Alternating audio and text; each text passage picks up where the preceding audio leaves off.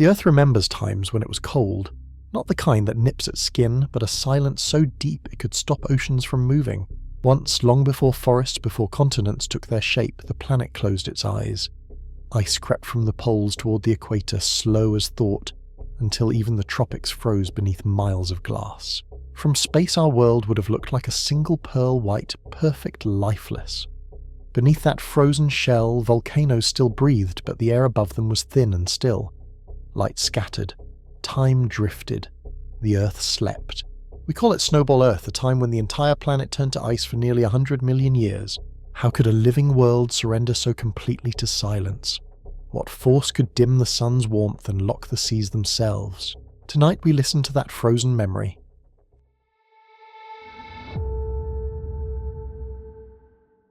The clues lie in stone and ice, in the ghosts of our ancestors of the ancient oceans. Human life once clung to narrow valleys and coastal refuges.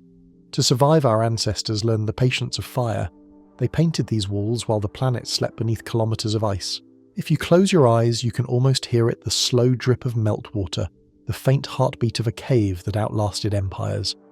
Every pigment on this stone is a data point in a planetary archive: iron, oxides, manganese dioxide, animal fat. Chemistry turned into memory. Science reads this era through isotopes and trapped air. In the bubbles of Greenland's ice, carbon dioxide falls to 180 parts per million, the thinnest breath our atmosphere has taken in 100 millennia. Dust crosses oceans, carrying iron that feeds invisible life. Even in deep freeze, circulation never ceased. The Earth's systems murmured like blood beneath pale skin. Step outside the cave. The aurora drapes the sky low enough to touch. Reindeer graze across tundra where France once lay green. Your footsteps crack the frozen ground like glass. Yet the cold was never complete. Cores and satellites reveal patches of warmth, small refuges scattered through Africa and the Pacific coasts. Life always found a rhythm, migrating with the pulse of climate. Imagine walking from Paris to Cairo during the last glacial maximum, through vanished coastlines, over grasslands turned to dust. 10,000 kilometers of memory carved into stone, each step a second of geologic time. Scientists call this era a baseline, the furthest swing toward ice in Earth's recent cycles. But beneath the numbers lies something quieter, the idea that a planet too remembers its extremes. In rocks older than painting, scratches left by glaciers appear near the equator. Dropstones lie in ancient seas where ice should never have reached. These contradictions whisper that the cold may once have been total. Tonight we remain in Lascaux. The torchlight flickers, the pigments breathe. Between horses and bison, a human handprint lingers, made by blowing ochre through hollow bone. It says only this: we were here.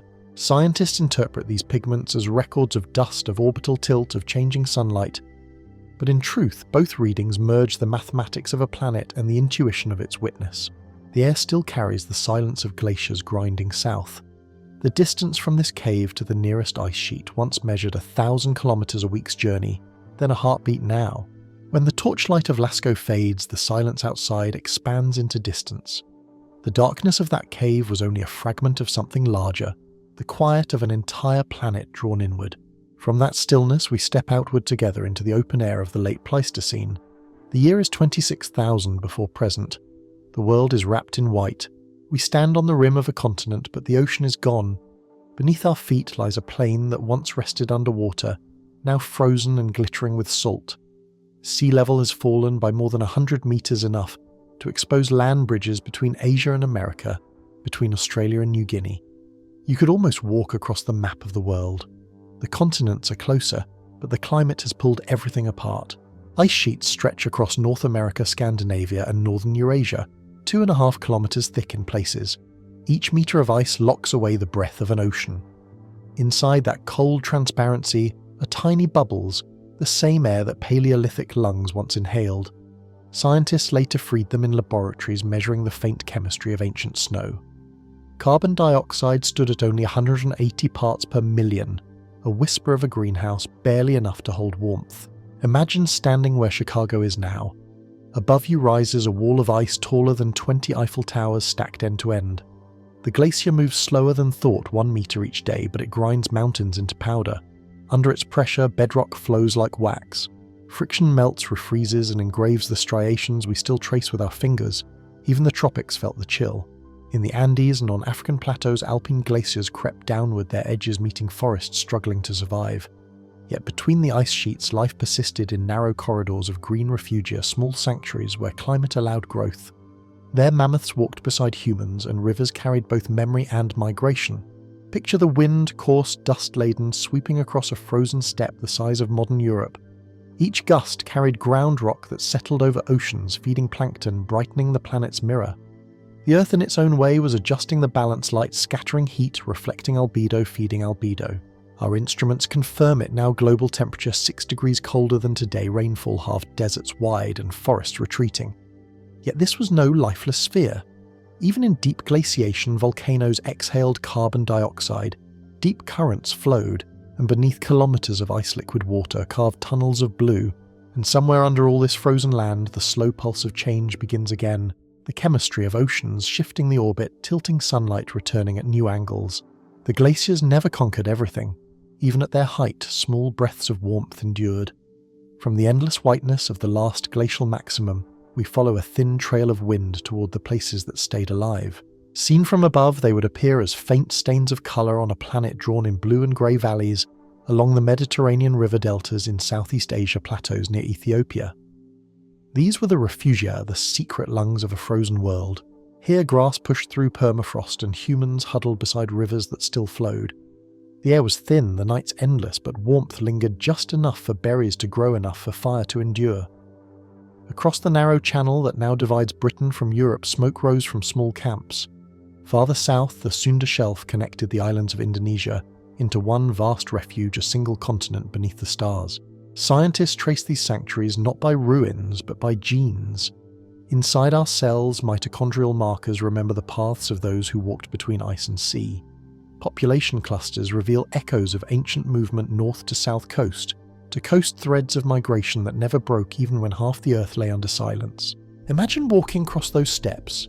Each horizon glows faintly with dust.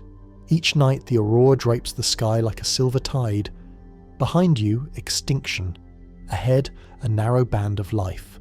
Survival measured in kilometres and chance in the rhythm of breath. The same pattern extends beyond us. Mosses clung to sunlit cliffs. Fish hid beneath ice-thin lakes.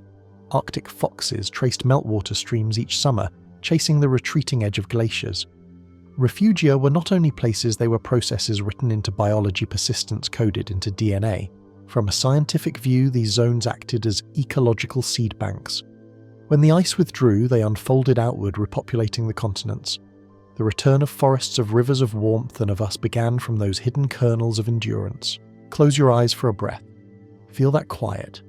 Everything we are, our languages, our tools, our memory, descends from those who kept breathing when the sky itself seemed frozen. As the planet thawed, sunlight returned to the oceans and dust settled into fertile soil. Green began to reclaim the grey, and from the rocks came a question. If life could survive the edge of extinction once, could it have done so again? The memory of those refugees lingers like breath on cold glass. The world had thawed, yet the idea of total ice remained echoing through stone, through fossils, through mines, trying to imagine an Earth entirely white. From that echo, centuries later, one man would walk straight into the silence to touch the edge of what he could not yet name. We step forward in time from the hidden warmth of the late Pleistocene to the winter of 1912. A thin figure moves across the horizon of Antarctica.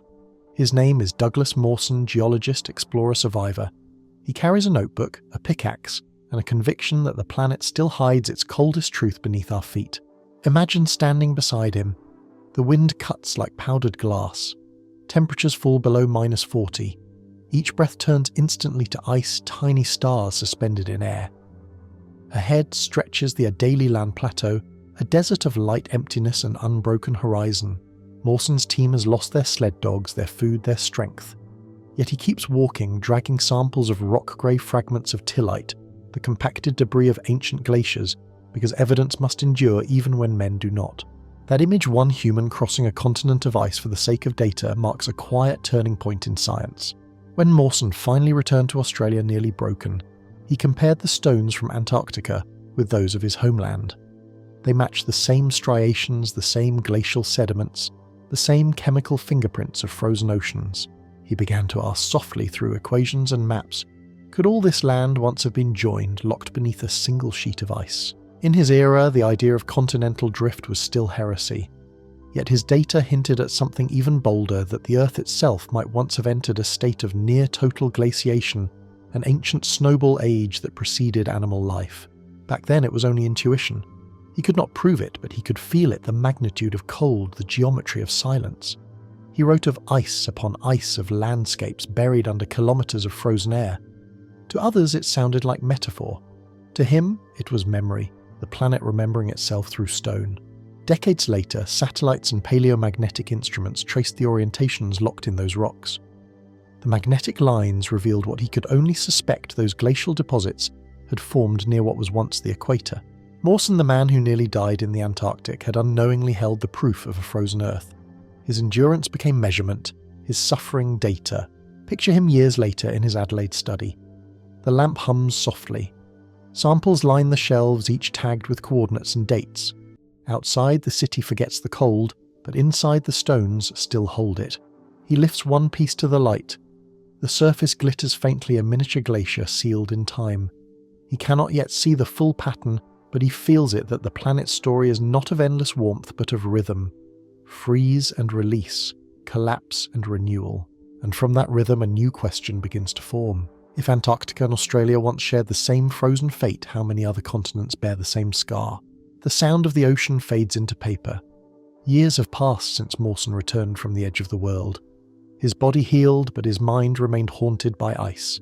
The stones he carried home whispered of a stranger Australia, one that had once slept beneath glaciers. We return to his study. The year is 1915. Outside, war redraws continents. Inside, Mawson maps an older conflict, the battle between fire and frost that shaped the Earth itself. Spread across his desk lie fragments of tillite grey stones from South Australia's Flinders Ranges. Beneath his lens, they reveal a chaos of pebbles suspended in fine mud, a geological collage formed when glaciers grind and then melt away. He traces the mineral veins with a pencil. The pattern mirrors what he once saw in Antarctica. To him, it is almost undeniable: if both lands bear the same scars, then both were once joined and both were once frozen. Imagine dawn in the Flinders, the desert air still cool. Before you stretch ochre cliffs and dry riverbeds, but beneath that sunburned surface lie the ghosts of ice older than animals. Mawson's intuition feels impossible, yet the stones persist. Their language is written in pressure and alignment, in isotopic echoes still legible today. His colleagues resisted. Australia, they said, was a continent of heat and drought, a frozen land beneath the Tropic of Capricorn unthinkable. They offered simpler answers: local ice caps, regional anomalies, misread strata. The prevailing belief held the Earth fixed, unchanging continents locked in place since creation. But the data refused stillness. Over the following decades, field expeditions uncovered matching tillites in India, South Africa and South America, each marked by the same ancient glacial fingerprint. Continents now divided by oceans carried identical scars. It was as if the planet had once worn a single coat of ice, later fractured by time. Mawson's theory grew colder and grander. He proposed that the southern supercontinent Gondwana might once have lain beneath a common ice sheet hundreds of millions of years before the first animal walked the sea floor. Imagine walking through the Flinders Ranges at night. The sandstone walls glow under starlight. The Milky Way drifts silently above. Beneath your feet, the rock still remembers pressure. You can almost feel a glacier moving there, slow as thought, steady as breath. Modern science would later confirm what Mawson only sensed. Paleomagnetic measurements revealed that these glacial layers formed near ancient polar zones, when Australia itself lay far south and slowly drifted north. The story of a frozen Australia became the story of a moving Earth. Yet even this could not explain everything. Some deposits, when measured, pointed to latitudes far too warm for any normal freeze. They implied ice not just at the poles but near the equator. If true, Mawson's hunch touched something larger than Gondwana. It reached a planetary scale, a time when Earth itself shimmered under a single frozen shell. Picture it, a blue-white sphere suspended in blackness, continents invisible beneath smooth ice.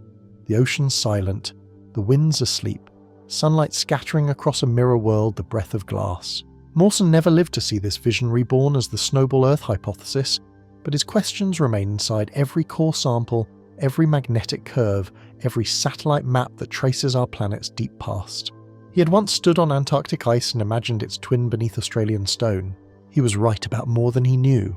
And his final question: How could a tropical land bear the scars of ancient glaciers still echo softly through the rock? From Mawson's quiet maps, the Earth begins to stir continents, shifting plates grinding under invisible pressure. The world is no longer fixed. It breathes, it drifts, it rearranges its scars. We move forward into the mid-20th century. Laboratories hum with compasses and core drills. Scientists study the magnetic memory of stone tiny crystals that froze in the direction of Earth's magnetic field when they first solidified. What they find changes everything. The orientations of those minerals do not match the continents we know. The poles have wandered. Or perhaps it is the continents that have moved. Imagine the astonishment. A world once thought steady now floats like fractured ice on a dark ocean. Plate tectonics, only a whisper of a theory, begins to explain the unexplainable convection, currents deep in the mantle, dragging the crust inch by inch, reshaping oceans, rearranging time. What Mawson sensed as intuition becomes mechanism. Stand with us a moment at the mid-Atlantic ridge where basalt still rises from molten rock. The seafloor spreads slowly about as fast as your fingernails grow, pushing continents apart. Each eruption leaves behind magnetic stripes that flip polarity over millions of years. Read them, and you read time itself, a symmetrical barcode proving that the planet's skin moves. Through this revelation, Mawson's frozen Australia gains new meaning. The glaciers that once seemed impossible under the Tropic of Capricorn may simply have belonged to another latitude, another alignment. Paleomagnetic traces reveal that during the Neoproterozoic, Australia drifted near the South Pole before slowly migrating north. Motion not miracle. But then comes the disquieting twist. Data from Greenland, Svalbard, Namibia, all bearing the same glacial scars when reconstructed with new tectonic models, appear not near the poles, but near the equator. Ice in the tropics, a phrase that sounds like paradox yet feels inevitable once seen. If the continents have moved, they must once have gathered in a common orientation, a single polar alignment beneath a single winter. And if the ice reached the equator, then the planet's climate must have crossed a threshold, a feedback loop where reflection fed cooling and the world sealed itself in light. Suddenly, the theory of drifting plates does not dissolve Mawson's vision. It magnifies it. The Earth might indeed have frozen as one. You can almost see it forming in a scientist's mind, a living map where continents slide like fragments of memory, assembling, breaking, reforming. Rodinia, the ancient supercontinent, drifts toward its disassembly, its pieces scattering into chill and silence. Beneath them, the mantle breathes heat upward, a slow pulse beneath the crust, rise and fall, contraction and release. Imagine looking down from orbit. The continents drift like pale islands through blue stillness. What was once polar becomes equatorial. What was once desert becomes sea. Every ridge, every fossil, every glacier is a single frame in a film that never stops moving. Plate tectonics does not silence the idea of a frozen Earth. It gives it a stage. It explains how glaciers could have reached so far and how their marks remain on every continent. We stand now at the threshold of revelation. The continents have spoken, and the ice has answered. The next question is no longer where the glaciers were, but how far they truly went. The map is no longer still. Continents drift, collide, and part again, an elegant dance written in magma and magnetism. Yet even as the theory of plate tectonics brings order to chaos, it leaves behind a paradox too large to ignore. If movement explains the glaciers of ancient Australia, why do we still find ice-borne rocks at the equator? The equations close neatly, but the evidence remains open, a wound in the fossil record that refuses to heal. Imagine an ancient tropical sea where sunlight should have shimmered on calm water, and instead icebergs drift. As they melt, stones fall through the ocean, sinking into mud that will one day become rock. Each dropstone is a misplaced memory carried from a world that should not exist. Scientists gather in quiet rooms. Maps cover the walls. Magnetic data curves across paper. They reconstruct continents by hand, turning them like puzzle pieces across the surface of time. Each fit is too precise. Each pattern too deliberate. The planet seems to whisper that the cold was not regional but total. In that realization, a bridge forms from motion to stillness, from tectonics to climate. The same forces that built mountains may once have sealed the oceans beneath ice. We stand upon that bridge now between certainty and imagination. The continents have spoken. The math has followed. Yet something deeper waits ahead, a chapter where even movement ceases and the planet becomes a single silent mirror, turning slowly through the dark. The paradox lingers, a vibration beneath thought continents, drifting theories settling, yet evidence refusing to rest. From the whisper of tectonic plates we step into a deeper riddle. If the poles have wandered, If the land has moved, why is there still ice where the sun should have ruled? The data begins quietly like frost forming on glass. In cores from Greenland, in cliffs of Svalbard across the dry mountains of Namibia, geologists uncover a single impossible pattern rock shaped by glaciers, yet born near the equator 650 million years ago. Each tillite, each stration a story of cold in unthinkable places. Imagine standing on a tropical shoreline. The sea warmed the air, bright algae drifting beneath a pale ancient sun, and under your feet scratched stone carved by ice that floated across warm water. The sand is strewn with dropstones lonely travellers fallen from melting icebergs. Their surfaces still bear the polish of slow collisions, fragments of a world that had forgotten heat. In laboratories, scientists measure the magnetism locked inside. Tiny iron crystals point toward an equatorial field, unmoved by polar wander. The numbers are merciless these glaciers formed between 10 and 15 degrees latitude. No drift can explain it. The Earth itself must have changed. Close your eyes.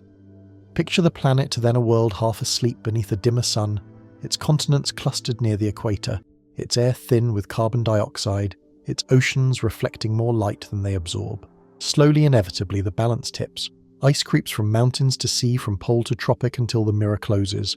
Chemistry tells the same tale. Oxygen isotopes in ancient shells record seawater colder than any tropical ocean could sustain. Layer upon layer, greenstone capped by glacial mudstone, and above them sudden blooms of carbonate as if the planet had held its breath for 100 million years, then exhaled in stone. Step back across that timeline. Each meter downward is 1,000,000 years. Beneath your feet, boulders from Greenland match those in Namibia half a world apart. Spread them across a modern map and they trace a frozen girdle around the equator. Scientists of the late 20th century call it the latitude paradox. Others, more poetic, give it the name that endures: Snowball Earth. A planet that should have glowed blue instead shone white, sealed beneath ice for millions of winters. And yet even here wonder intrudes. How could the oceans freeze entirely and life persist? Did pockets of open water remain near volcanoes or along mid-ocean ridges? Did warmth survive beneath the ice in vents that never saw sunlight? Speculation, yes, but necessary. Every contradiction becomes a doorway. From the cliffs of Svalbard to the deserts of Namibia, from the ancient basins of Australia to the layered rocks of China, the evidence aligns too precisely to dismiss. Imagine Earth seen from space in that age. A pearl adrift in darkness, ocean's white continents erase sunlight scattering from a frozen mirror. The paradox remains unresolved, but its presence reshapes science.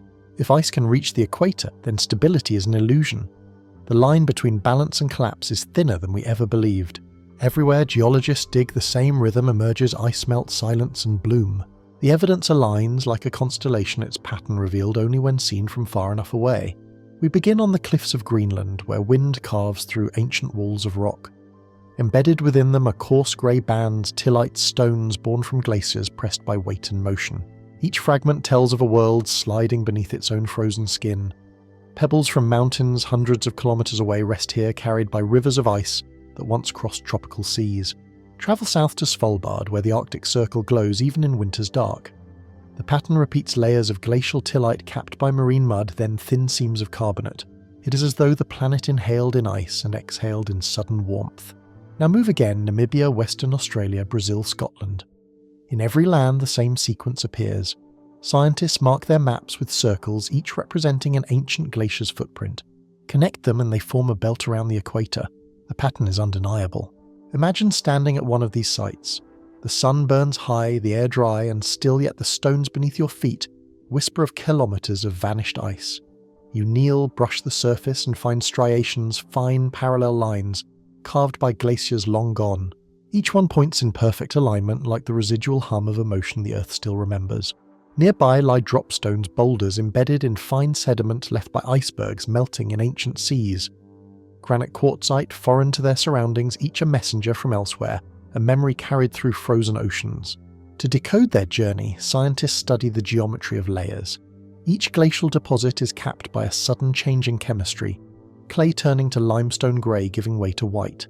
This is the global signature of the snowball sequence, glacial debris abruptly overlain by tropical carbonates, as if the Earth thawed in a single breath. Across continents once separated by oceans, the same layers repeat, perfectly synchronized in silence. Coincidence is no longer possible. This is not a local storm, it is a planetary event preserved in stone. Close your eyes, picture it unfolding. The Earth, sealed under ice for millions of years, begins to warm. Volcanoes exhale carbon dioxide, the greenhouse thickens, the air grows heavy. Glaciers retreat in slow convulsion. Oceans release their trapped heat in waves of thaw. As they melt, they drop the last of their stones, the very drop stones we now find. The planet inhales. Carbonate blooms flood the oceans, coating the seafloor in white. From orbit, the transformation would be blinding, a world of mirrors turning blue again. Yet even within this grand recovery, unease lingers in the record. Between the tillites and the carbonates lies a thin, chaotic band, neither glacial nor marine, neither cold nor warm. Scientists call it the transition horizon. It speaks of turbulent storms, of meltwater landslides, of ice floods carving valleys as the frozen planet cracked awake. Standing within such layers today, you can almost hear the echo of that violence. Stones shifted by melt torrents, grains fused by time. Every mark whispers of motion, a world remembering how to move. The evidence is overwhelming. Tillites and dropstones prove the cold, cap carbonates prove the thaw. Together they trace a rhythm so vast that language can only follow. Yet deeper still, a stranger signal lies waiting. Within the mudstones are faint veins of iron banded in red and grey. Banded iron formations, relics thought long vanished from Earth, reappear during this frozen age. The trail of ice leads downward beneath the tillites, beneath the dropstones, into the quiet chemistry of the ancient sea. For millions of years, Earth's oceans were mirrors of the sky, full of motion, breath, and exchange. Then something broke. The layers remember. Deep within late Neoproterozoic strata, scientists find an impossible signature, alternating bands of silver grey and iron red. Banded iron formations, BIFs thought to have vanished from the planet a billion years earlier, suddenly return. They whisper of oceans that forgot to breathe. To understand, we descend together through the frozen lid of a snowball Earth. Imagine standing on an ice shelf 100 meters thick, no wind, no waves, only the muffled pulse of a buried world. Below, the sea lies still and black. Without sunlight, photosynthesis ceases. Without air, oxygen cannot reach the depths. Iron dissolved from volcanic vents begins to accumulate in silence. In today's ocean, such iron would rust instantly, forming oxides that sink as red dust. But under a lid of global ice, oxygen is absent. The iron remains suspended, invisible, patient until the thaw. When the melting begins, oxygen floods downward, and in a single geochemical breath the iron oxidizes. Rust settles to the seafloor in rhythmic layers. Red, grey, the very stripes we now find in Australia, Namibia, and North America. It is the soundless exhalation of a planet waking from sleep. Above these iron beds lies another clue as delicate as frost, a film of pale limestone known as the cap carbonate. It coats the top of glacial deposits like glass cooling after fire, spreading across continents, as though poured by a single global hand. Everywhere the same chemistry, everywhere the same moment. Cap carbonates form when carbon dioxide, long trapped beneath the ice, bursts into the atmosphere. Concentrations climb to tens of thousands of parts per million. Rain turns acidic. Oceans fizz with dissolved carbon. The world, silent for millions of years, erupts into a greenhouse storm. As the ice retreats, the carbon reacts with calcium in seawater, precipitating vast sheets of white carbonate, the final capstone on the Great Freeze. These two markers, iron below, carbonate above, form the heartbeat of the snowball Earth. Together they define the moment when a frozen planet began to breathe again. You can picture it from orbit, the mirror world, fracturing dark veins opening across the poles, volcanic warmth stirring beneath. Gas escapes, pressure builds, and slowly the oceans awaken. In only a few thousand years, a blink in geological time, the planet flips from silence to storm. Ice dissolves, clouds ignite, oceans shimmer with bloom. Sediments once grey turn dazzling white, laced with carbonate crystals, as if the Earth is shedding its skin. Here among these stones, science finds consensus. Snowball Earth is no longer myth, but memory confirmed by chemistry, magnetism, and symmetry. Yet even as the evidence crystallizes, unease remains. If the planet can freeze so completely and thaw with such ferocity, what does that say about balance? What hidden rhythm restores warmth? What power decides when the mirror opens again? The evidence gives us the what. The next mystery will give us the how.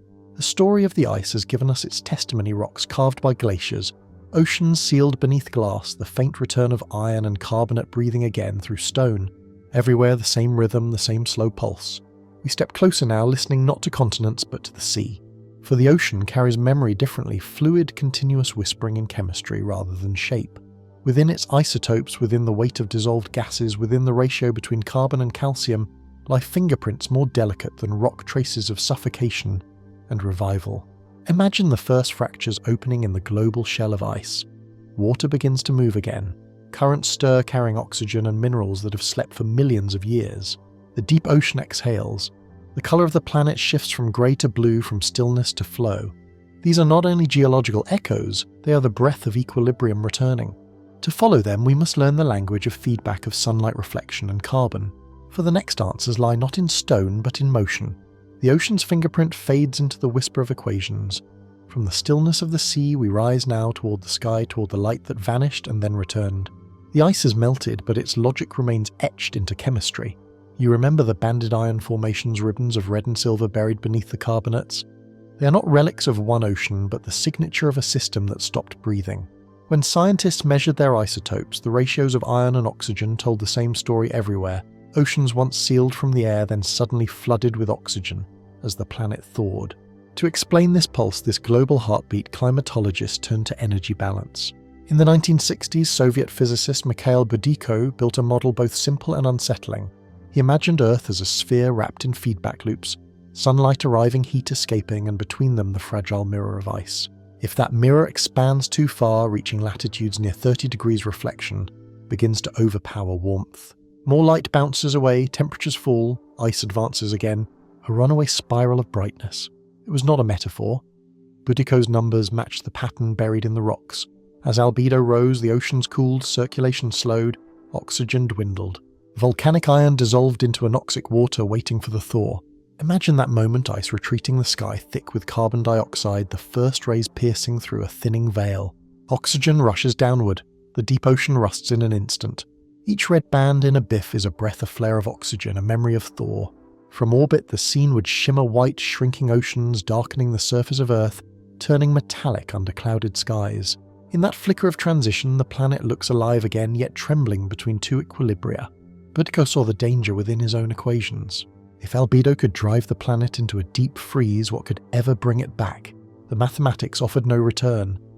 Once the mirror reached the equator, light itself could no longer enter. He doubted his result and wrote quietly in his notes, "Such a state cannot exist, otherwise it would persist today." And yet the rocks insist that it did. They bear the memory of both descent and recovery. Somewhere in the planetary engine, a counterforce stirred a hidden mechanism that cracked the mirror open. Perhaps volcanic gases built beneath the ice, trapping warmth until pressure broke the seal. Perhaps orbital shifts tilted the light just enough to ignite feedback in reverse. No one can be certain, but the biffs remain witnesses carved in iron and stone, proof that the planet once crossed the line and found its way back. When you hold a fragment of that banded rock, you are holding a record of near extinction and of narrow survival. Each stripe of iron and silica is a line of code in the planet's survival algorithm, red for oxygen's return, grey for the long silence between breaths. The simplicity of Budiko's vision lingers like a warning. A planet's stability depends not on strength, but on balance, a fragile conversation between light and reflection. We stand now at the threshold of understanding. The feedbacks that froze the world also wrote its rescue into stone. The ice retreats not with noise, but with pressure, kilometers of frozen ocean collapsing into motion. For millions of years, Earth had slept beneath a glassy shell. Now the melt begins, and chemistry awakens like a heartbeat. From this thaw, a single mineral voice rises across the planet, the birth of the cap carbonates. Everywhere the same layer appears, thin, pale, shimmering, spreading over glacial debris as though poured from the sky. It blankets valleys in Namibia, shelves in Australia, cliffs in China, and ridges in Scotland. Different continents, same horizon. When geologists compare them, they find identical isotopic signatures, identical timing, a synchronous breath of release. To understand such precision, scientists return to the engine that broke the ice.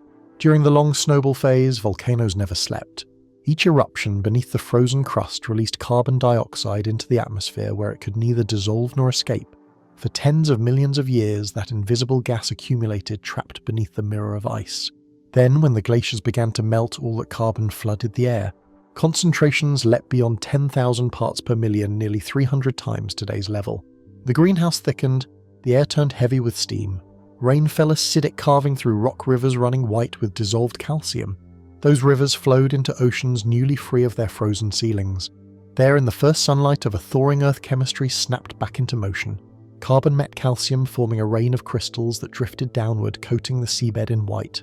Microscopic life awoke, feeding on the carbon surge. The seafloor hardened into limestone and dolomite, the cap carbonates born everywhere at once. You can almost feel the transformation air thick with vapor oceans alive with bubbles, the planet exhaling 10 million winters in a single breath. If you stood there, you'd feel the warmth rising faster than logic allows 5, 10, 20 degrees in geological moments. A greenhouse so intense it may have turned the equator into a desert of steam. Yet from that fury came balance. The cap carbonates act as the planet's signature of recovery, a chemical skin sealing the wounds of the snowball. Each crystal records the same story: excess carbon, drawn down oceans, stabilizing, life returning. It is the handwriting of equilibrium repeating across continents like an echo in different tongues. In the Flinders Ranges, the layers gleam under morning light smooth as bone. In Namibia, they sparkle with dolomite veins rich in magnesium and calcium. At Dushantou in China, thin slices reveal microfossils embedded within tiny spheres, perhaps the first multicellular algae to bloom after the freeze. Each site tells the same synchronous tale, separated by oceans yet united in time. How could such precision occur everywhere at once? Only one force is vast enough: the atmosphere itself, the global circulation of carbon and heat. The snowball's silence ended in a single geochemical roar, and every sea answered. For the first time in tens of millions of years, the carbon cycle closed its loop. We call these layers caps because they end the Ice Age, but they are also beginnings, thresholds where chemistry becomes biology again. Above them lie fossils, stromatolites, and traces of movement. Standing before a wall of cap carbonate, you see not just stone, but symmetry. The same mineral pulse, the same rhythm of cause and consequence, as if the planet, after suffocating in silence, had found its voice and spoken in unison. Beneath the cap of carbonate, beneath the bright crust of rebirth, the world was still dying. The thaw had not yet reached the deep. Even as sunlight returned to the surface, the ocean below remained sealed in silence, black, still starved of air. In that buried darkness, water carried the memory of suffocation. For millions of years, no wind had stirred its surface, no waves had broken the seal. Without exchange between sky and sea, oxygen vanished. Hydrogen sulfide bloomed, instead a pale, toxic ghost exhaled from volcanic vents. The ocean became a labyrinth of chemistry: iron, sulfur, methane, and dead carbon drifting in fragile equilibrium. Modern scientists read this silence in the isotopes of sulfur and carbon locked inside the cap carbonates. The ratios tell a quiet truth: before the carbonate rain fell, the seas were nearly anoxic, perhaps for tens of millions of years. Iron built up in the deep unoxidized, while the surface shimmered faintly with bacterial mats feeding on the last photons. It was a biosphere held together by whispers. Descend into that ancient ocean at 50 meters, the light fades to green. At 200, it dies. The seafloor lies thick with pyrite Fes2, born when iron met sulfur in the absence of breath. That mineral forms only when the sea has forgotten how to breathe. You can almost feel the claustrophobia of that world. No tides, no storms, only pressure and dark. Microbes cluster near hydrothermal vents, drawing life from gradients of metal and heat. They strip energy from stone, weaving fragile chains of survival. This is how life endured without sky, without colour, within chemistry itself. Geochemists reconstruct that ocean from the Atavi Group in Namibia and the Trezona Formation of Australia. Their models reveal a stratified ocean, a lens of fresh meltwater floating above dense brine. The layers rarely mixed. Oxygen could not descend, nutrients could not rise. A quiet stalemate stretched across the planet, and life waited. Yet beneath that stillness, pressure gathered. Volcanoes exhaled CO2 and methane. Vents released metals and warmth, stirring the abyss in secret. When the ice sheets fractured and circulation resumed, all that trapped chemistry erupted at once. Oxygen poured downward, meeting iron-rich water in a global oxidation storm. It was the rusting of the world, an entire ocean turning red layer by layer, wave by wave. Each band still visible today is a breath caught mid-exhale, the planet inhaling oxygen and recording it in colour. This suffocation and release did more than sculpt minerals, it rewired evolution. Under anoxic pressure, life learned to use metal as a tool. Some microbes evolved enzymes that fed on iron and sulfur. Others began storing oxygen within, adapting to scarcity. These were the first biochemical whispers of complexity, precursors to the metabolisms that would soon paint the oceans green. Look closely at a slab of banded iron. Each red layer is a breath, each grey pours a heartbeat waiting. Together they trace the planet's recovery from silence. The cap carbonates above tell the next verse: as oxygen returned, carbon fell, locking the greenhouse into stone. The feedback loops Boudica imagined were not abstractions. They lived here molecule by molecule between sea and sky, and yet a reflection lingers. If an entire ocean can forget to breathe and still remember how to recover, what does that say about resilience? Perhaps equilibrium is not the absence of collapse, but the capacity to rise again after it. Perhaps the silence of those anoxic depths was not death, but meditation, a pause before creation. Stand now at the cliff of the Flinders Ranges, look down through the sequenced tillite iron carbonate, and feel the rhythm in your chest. It mirrors your own breathing, the long hold, the slow release, the quiet between. The planet's pulse and yours aligned for an instant. Above the cap, carbonate life stirs again. Microbial reefs return stromatolites, rise from the shallows, and the chemistry of the sea shifts from rust to green. The age of oxygen begins anew. The ocean has begun to breathe again, but its rhythm is uncertain. One deep inhale, one trembling pause. Every molecule of carbon, every atom of oxygen carries the weight of that hesitation. The Earth thawed, yet cautious balances on the knife edge of equilibrium. From orbit it looks serene blue, returning where white once ruled clouds curling over continents newly released. But beneath that calm feedback still murmur the quiet dialogue between sunlight and reflection, between ice and vapour, between warmth and memory. The system that froze the world has not vanished. It only sleeps. Geologists trace that fragile balance in stone, alternating glacial and interglacial horizons, each a heartbeat in the planet's deep chronology. Sturtian, Marinoan, Gaskias, Baikalian, names carved from places yet echoing through time like movements of one vast symphony, freeze, thaw, breathe, repeat. Each interval shorter than the last, each recovery swifter, as though the Earth were rehearsing its return to stability. You can almost feel it, learning volcanoes, exhaling oceans, absorbing continents, drifting in and out of sunlight's favour. The pattern feels almost human trial-error correction renewal. Stand before those layered cliffs and you're looking at a timepiece without hands. Each band of tillite, each shimmer of carbonate a second in a clock that measures in millions of years. The planet remembers every pulse, the cold, the thaw, the long breath between. And somewhere within that rhythm lies the threshold to the next mystery. Not how the ice retreated, but how often it will return. For the Earth has learned to breathe again, and with that breath, life itself is about to change. The silence of the oceans fades, but the echo remains.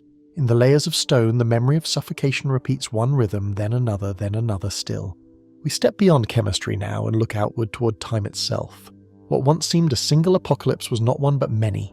Across every continent, geologists uncover the same refrain tillites stacked upon tillites iron below carbonate, the same song sung in different ages. These are the fingerprints of multiple global freezes, not a single snowball Earth, but a sequence of them. The first bore the name Sturtian, beginning some 750 million years ago. It carved the earliest scars across what is now South Australia, Namibia, and the Canadian Shield. For nearly 90 million years, glaciers advanced and retreated in slow motion, white rivers crawling across an equator that once shimmered with tropical sun. Each fragment of tillite, each dropstone in shale, marks the crawl of a world locked in reflection. Then came the second, the Marinoan event between 650 and 635 million years ago, the most complete freeze the planet ever endured. It was here that the cap carbonates formed in perfect synchrony, the same white film on every continent sealing the planet's long exhale. From orbit, had anyone been watching Earth, would have glowed like a frozen pearl, blue erased only silver and white. The third pulse, the Gaskias around 580 million years ago, was shorter, but perhaps more consequential. It arrived with a strange gift, the first delicate fossils of the Ediacaran biota, impressions of soft-bodied life, blooming almost as soon as the ice withdrew, as though each freeze rewired the planet's capacity to live. From the Sturtian to the Gaskias spans over 150 million years, enough time for mountains to rise and vanish, for continents to drift from pole to pole.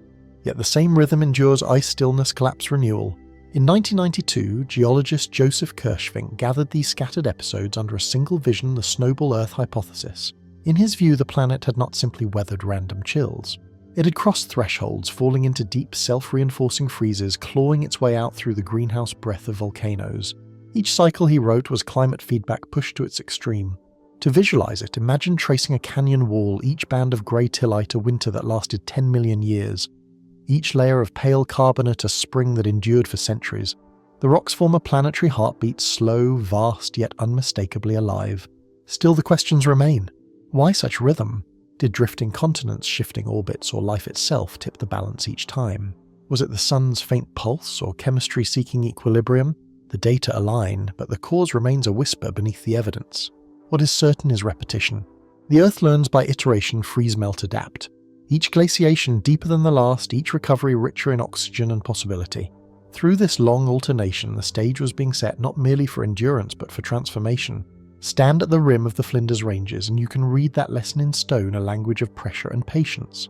Every band tells of a world that stopped moving and then remembered motion. It is not only the ice that returns, but the will to begin again. The names of the ice ages still echo Sturtian, Marinoan, Gaskiers, each a verse in the same refrain. But when you look closer, a question lingers beneath their repetition. Why did the planet need to freeze again and again? We leave the timeline behind and step into the hidden logic of cycles patterns that speak not of chance, but of rhythm. The Earth was not struck by random catastrophe. It was caught in a self-sustaining dance between brightness and heat. Every freeze began the same way. A whisper of sunlight lost a shift in the planet's tilt, a slow drift of continents toward the equator. Ice formed, the mirror spread. Once white reached far enough, it reflected more light back into space. The feedback ignited, cooling begat more cooling. Within centuries, glaciers marched from poles to tropics. But every thaw followed the same script. Volcanoes indifferent to surface cold kept exhaling carbon dioxide.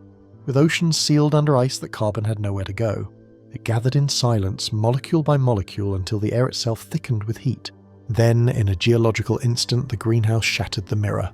Each snowball was not an isolated disaster, but a breath held and released by the planet's own physics. The timing tens of millions of years apart was governed by tectonics, the slow rearrangement of land and sea.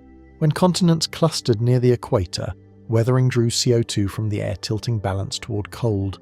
When they drifted toward the poles, volcanoes prevailed, pushing warmth back. The result, an alternating pattern of freeze and thaw written into the crust itself. You can see it in isotopic curves, the sawtooth rise and fall of D13C, the planet's chemical respiration. Each spike a greenhouse surge, each trough a frozen silence.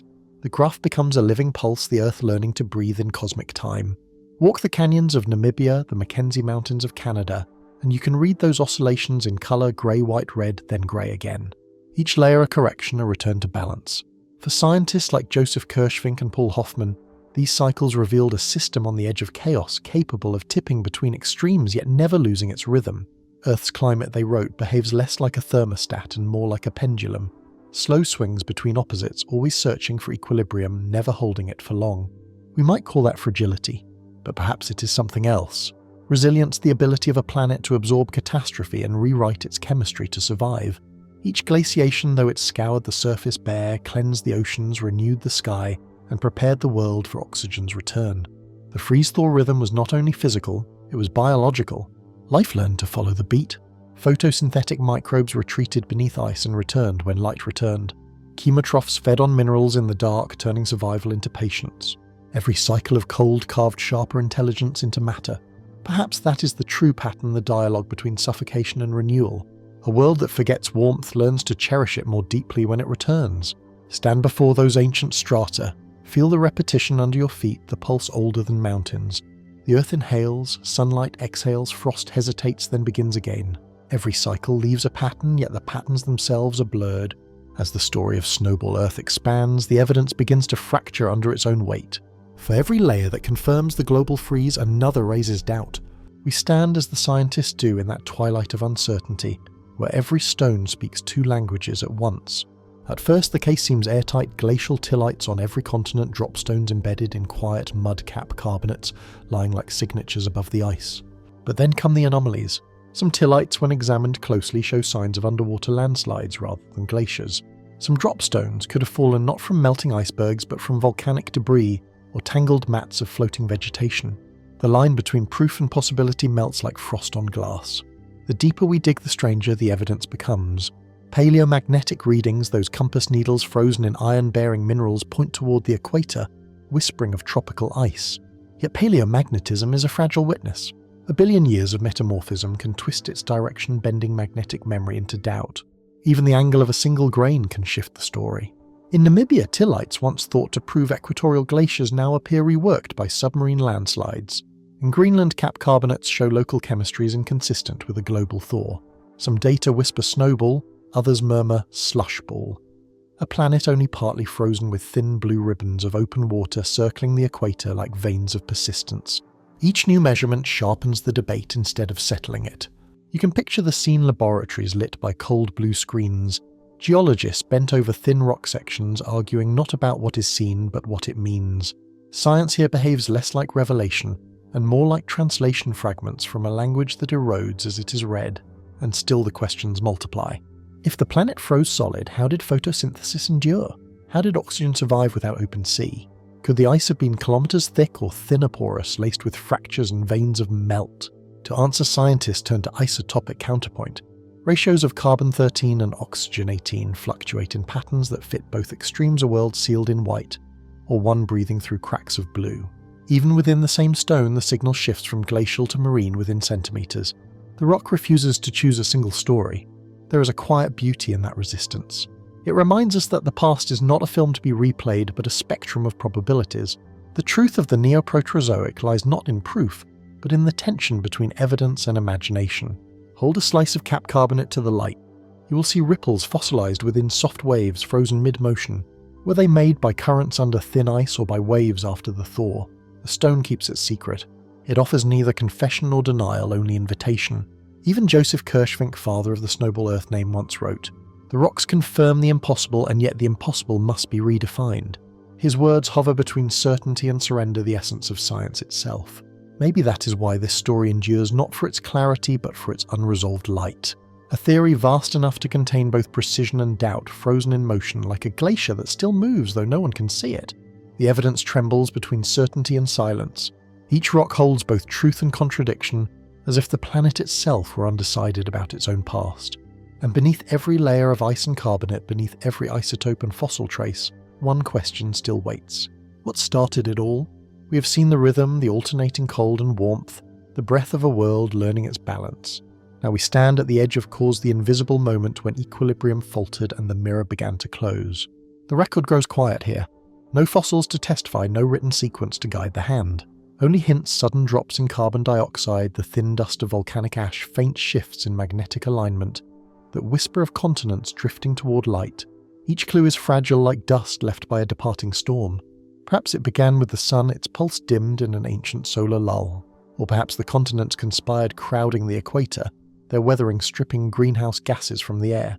Or maybe it was life itself, photosynthetic microbes multiplying too well, turning their own brilliance into catastrophe. The possibilities branch like frozen rivers, all converging on the same outcome, a planet caught in its own reflection. As you walk through the canyon of time, these whispers gather into one refrain, growing louder with every step. If balance can be broken, once can it be broken again? The air feels thinner here, stretched between epochs. The stones beneath your feet grow younger, the chemistry more familiar. You can almost sense the feedback loops waiting to breathe again, delicate machinery of climate silent but alive. The stones have stopped whispering, yet their echoes remain. In the silence after the glaciations, a new language emerges, numbers, graphs, equations of balance. We cross from deep time into human thought, from the frozen oceans of the Neoproterozoic to a desk covered in pages of calculation. This is where geology meets geometry, where the ancient rhythm of freeze and thaw is reborn as mathematics. It is the early 1960s. In a grey Leningrad office, physicist Mikhail Budiko leans over a small globe. Outside, the Russian winter presses against the window. Inside, he sketches a thin circle around the Earth, the latitude of no return. He calls it the critical ice line, the boundary between sunlight and shadow, between absorption and reflection. Through long equations of heat flow and energy balance, Budiko searches for the point that separates stability from collapse. At first, the results make sense. If the poles cool, the ice expands slightly, reflecting more light. But the curve steepens. The farther the ice creeps toward the equator, the more sunlight it rejects, the colder the world becomes. The mathematics begins to spiral. Around 25 to 30 degrees latitude, the balance breaks. Reflection outruns absorption. The planet falls into a feedback loop with no easy exit. He marks it in pencil, the Budiko threshold, the point beyond which the Earth cannot warm itself again. A runaway albedo effect, self-reinforcing, relentless. In theory, if ice ever reached that latitude, the planet would freeze solid and stay that way forever.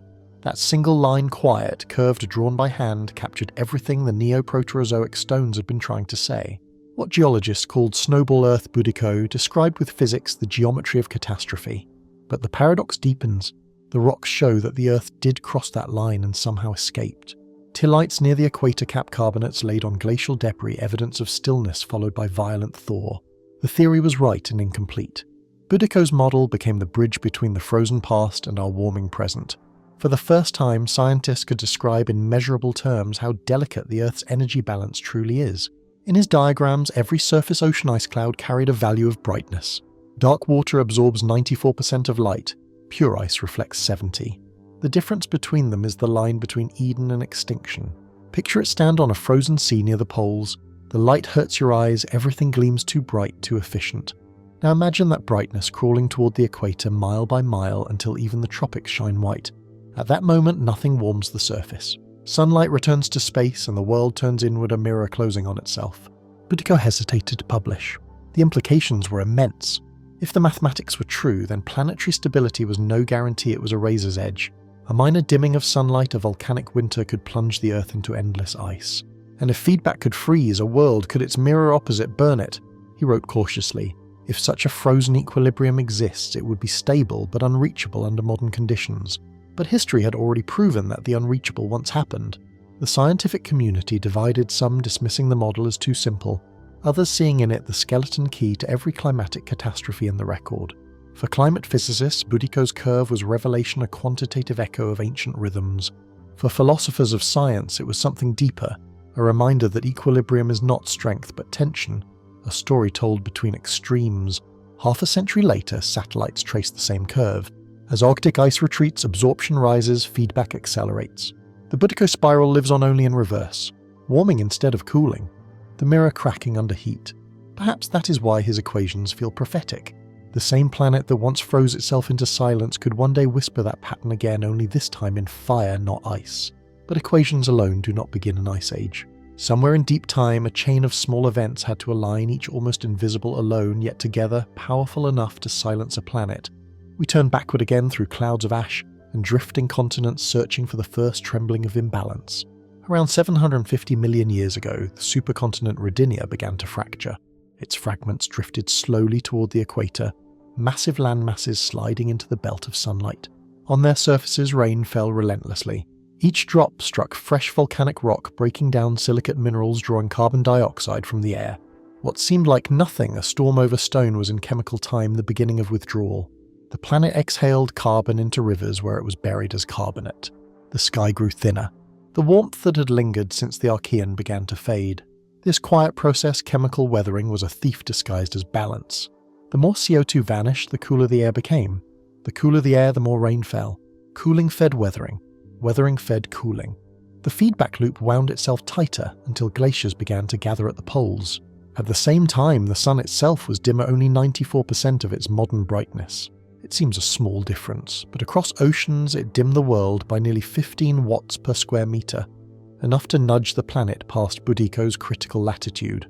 The ice line advanced, the mirror began to close. Then came the volcanoes. Across the breaking Rodinia, great fissures tore open, in what is now Siberia and South China. Columns of ash reached the stratosphere, scattering sunlight while their dust fertilized the seas below. In that sudden feast, microorganisms bloomed, drawing yet more carbon from the sky. Life for the first time became an accomplice to its own undoing. Meanwhile, the air's invisible architecture was changing. Methane, Earth's first greenhouse veil, had been collapsing for millions of years, oxidized by the slow rise of oxygen. The atmosphere lost its insulation like a body shedding its final coat before the frost. Geologists call this echo the Huronian memory, a reminder that the planet had frozen once before, 2 billion years earlier, under the same chemical spell. Each of these shifts alone could cool a world. Together they converged like notes of a single chord. Continents drew down CO2. The sun dimmed, volcanoes veiled the light. Methane slipped away. The Earth's self-regulating web, normally a dance of opposites, began to resonate instead of stabilize. In chaos theory, it is called resonant feedback when independent oscillations align and amplify. That alignment, fleeting and precise, created inevitability. You can almost see it now. Rain darkening red basalt-white clouds, brightening newborn glaciers, dust falling into seas bright with plankton bloom. A planet sliding grain by grain, molecule by molecule towards silence. If we had stood on the equatorial shores of Rodinia, we would have felt nothing sudden. Only a long coolness, a slow brightening of light, the sea growing quieter each decade. The catastrophe would come so gently that even the wind would not notice. Perhaps it wasn't one cause, but timing the coincidence of rhythms, each harmless alone destructive together. The Earth didn't stumble. It was conducted a slow, perfect harmony of failure. And within that harmony, the seeds of escape were already growing. For while the surface froze and the oceans sealed in glass, the volcanoes beneath never stopped breathing. For every ton of carbon consumed by weathering or life, the mantle exhaled another. The balance had only shifted, it had not vanished. Beneath the frozen crust, magma chambers boiled, gases rose, pressure built. The same quiet volcanoes that once shaded the sky would one day awaken, flooding the world with a greenhouse so dense it would melt continents. But that story waits ahead the moment when the mirror breaks and the white world burns itself free. The silence could not last forever. Under the kilometers of ice pressure built in the dark, slow, patient, inevitable. From above the Earth looked still, from below it seethed. In the previous act the planet had frozen under the conspiracy of many whispers, weathering sunlight chemistry chance. Now the same forces begin to unwind. The quiet continent becomes a furnace again. Deep beneath the crust, volcanoes never sleep. They continue to exhale carbon dioxide and methane, even when no sky waits to receive them. The gases rise through fissures and vents, but under the frozen shell they cannot escape. Each eruption thickens the invisible atmosphere trapped beneath the ice, turning the planet into a sealed vessel. Imagine a pressure cooker the size of a world, its lid locked, its contents heating slowly century after century. That was Snowball Earth's secret. It was not merely frozen, it was charging. Over millions of years, volcanic outgassing flooded the buried sky with tens of thousands of parts per million of CO2, a concentration unimaginable today. With no rainfall to wash it away, no plants to absorb it, the greenhouse gases accumulated unchecked. The ice once the planet's armor became its trap. The mirror that froze the world now reflected its own doom. At first, nothing seemed to change. The frozen surface remained solid, the light still cold, the oceans blackened still beneath the lid. But heat, even the faintest, will find its way upward. Infrared radiation bouncing again and again between ice and atmosphere began to seep into weakness. Tiny fractures formed, crevices spread like veins of fire through glass. Then came the break. A single fissure widened, a plume of gas burst forth, and sunlight found an opening. Melting began not from above but from within. The trapped atmosphere turned its fury inward, warming itself faster than it could expand. Surface albedo collapsed. White turned grey turned blue. Within a few centuries, a blink in geological time, the global glacier vanished.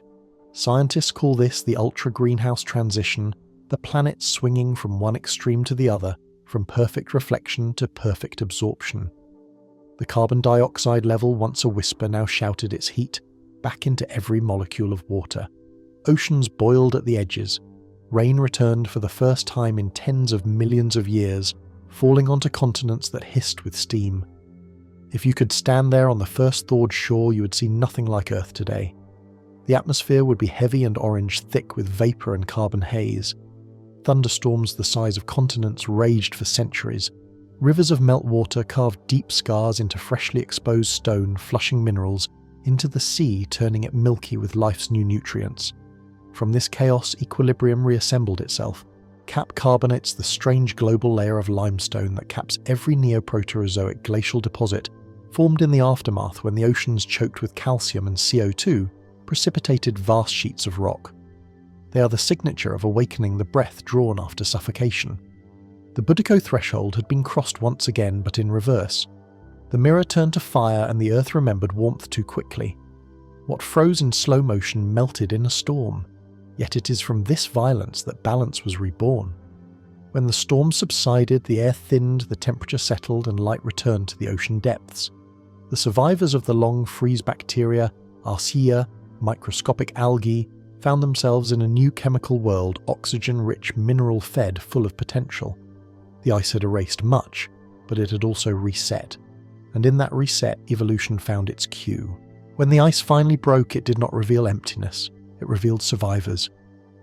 The roar of the ultra-greenhouse fades, and what remains is the quiet pulse of persistence, the traces of life that never surrendered, even when the world turned to crystal.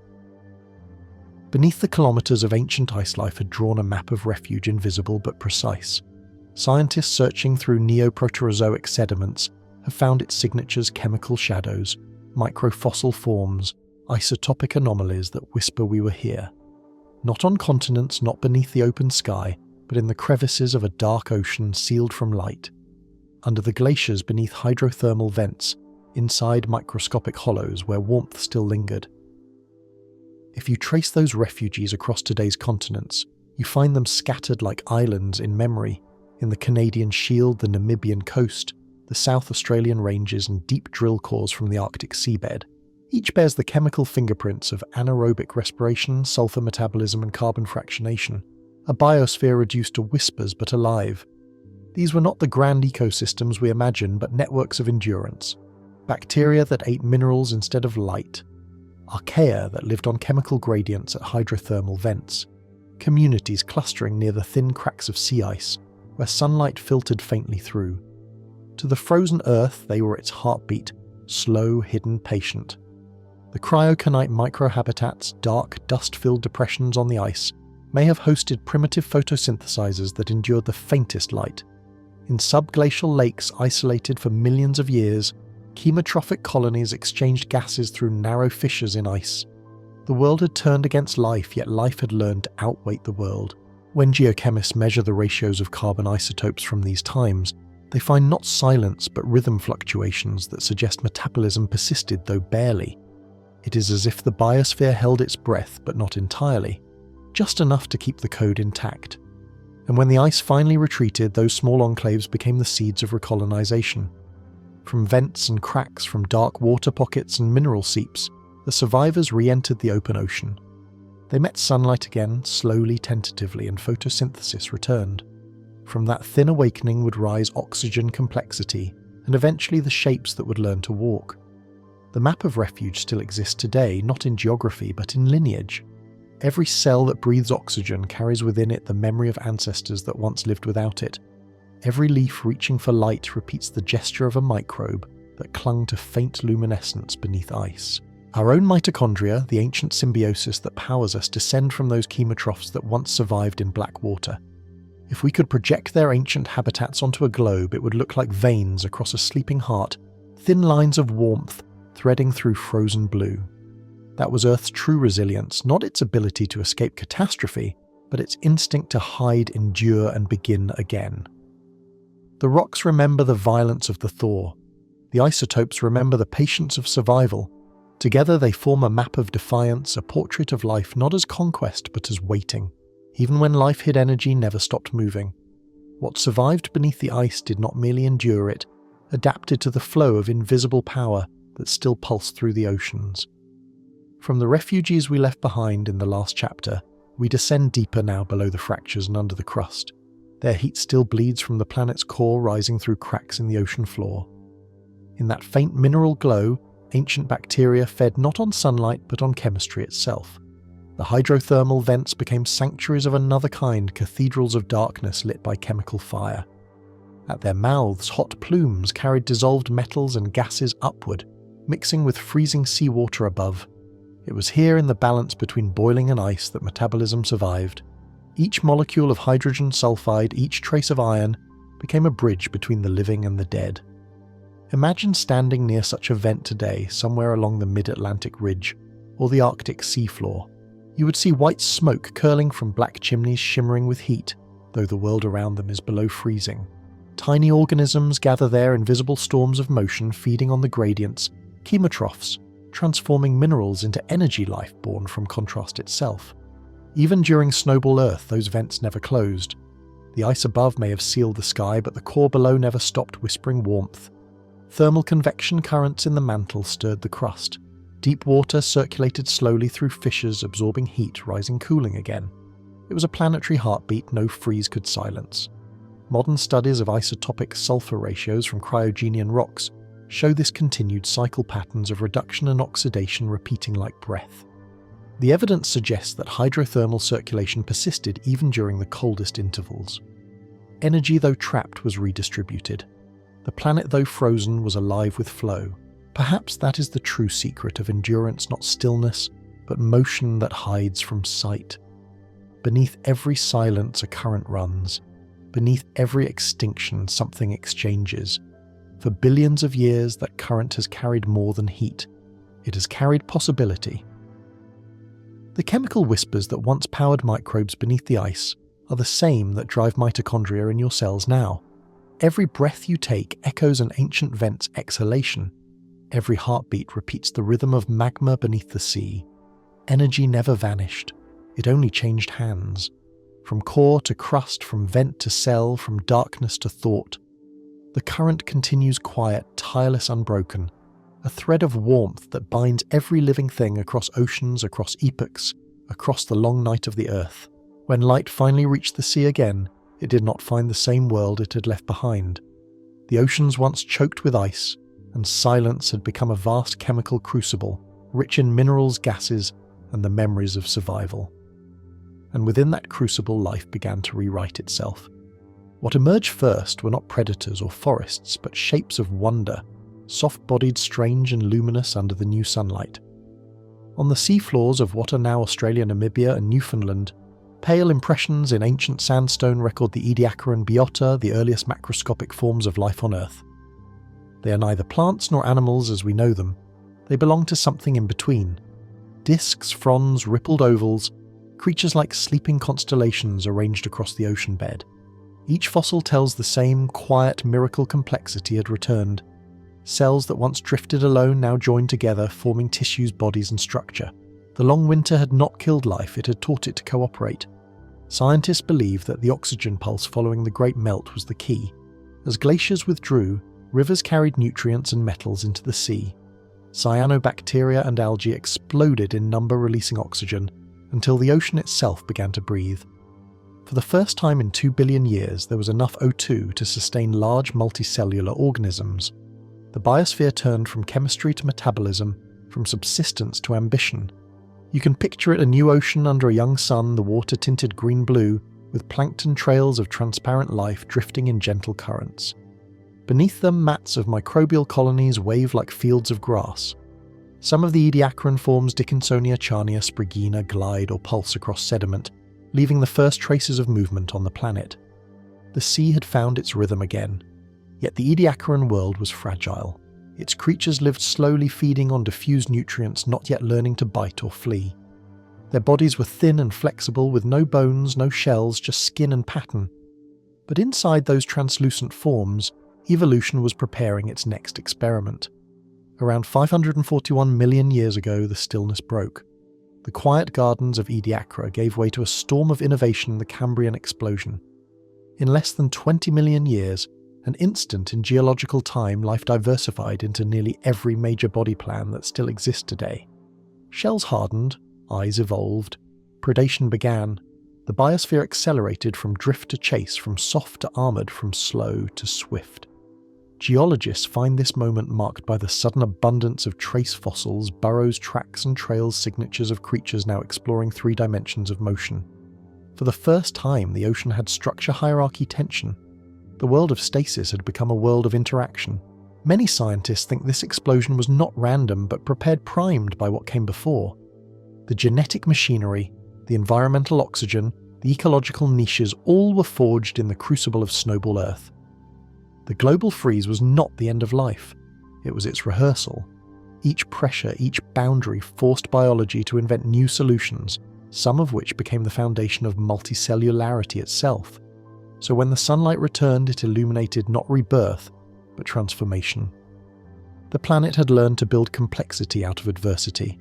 Every coral reef, every forest, every breath you take descends from that post-ice awakening. The deep freeze was the blank page. The Cambrian was the first line written upon it. The long freeze ends as a transition, not a break. Glaciers withdraw, chemistry resets, oceans circulate again.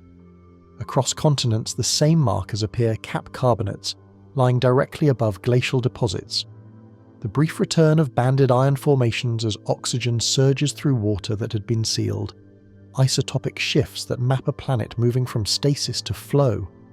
From those conditions, Ediacaran forms spread across seafloors. Soon after, at 541 May, the Cambrian upswing begins. Eyes shells, burrows chase. The record is consistent.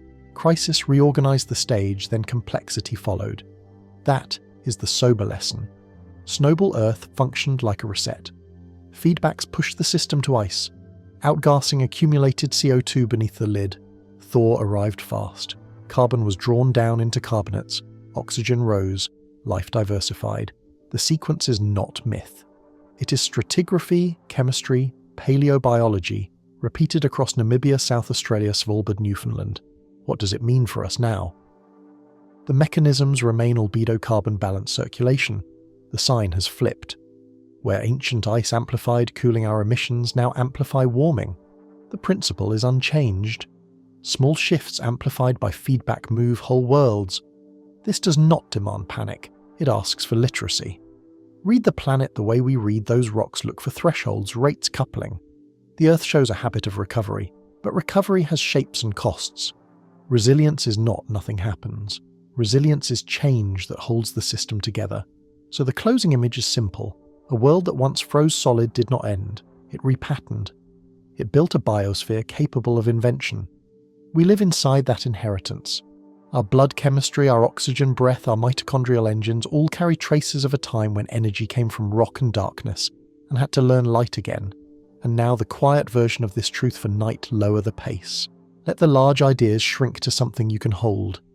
There is a coastline somewhere Namibia Flinders Ranges where cap carbonates catch late light. They are thin, pale, exact. They say after cold order, they say after pressure breath. You don't need to picture the whole Paleoproterozoic or the full Cryogenian curve. Just the rhythm in out, like currents under ice, like seasons over water. If a thought arrives, let it pass like a small iceberg drifting into warmer sea. If a worry rises, set it on the shelf beside the words you learned tonight, feedback threshold recovery. They can rest till morning. Breathe once for what froze. Breathe once for what thawed. Breathe once for what learned. Inhale, hold, exhale, again. The room grows quieter. Machines dim to a low hum like hydrothermal vents far below a calm surface. Air is steady in your lungs, oxygen that once crossed ancient oceans now here. The planet is not asking anything of you now, only this sleep inside its rhythm. Let the spine of today settle, the way sediments settle grain by grain effortless. Somewhere polar night is clear and still, somewhere else warm rain falls where ice once stood. The same earth continuing. Inhale, collect the cool of distant snow. Exhale, offer back a little warmth. The balance holds for tonight. Eyes soften, jaw unclenches, shoulders settle. The narrative ends, the breathing continues. If you need a last thought, let it be small after ice order. After order light, good night.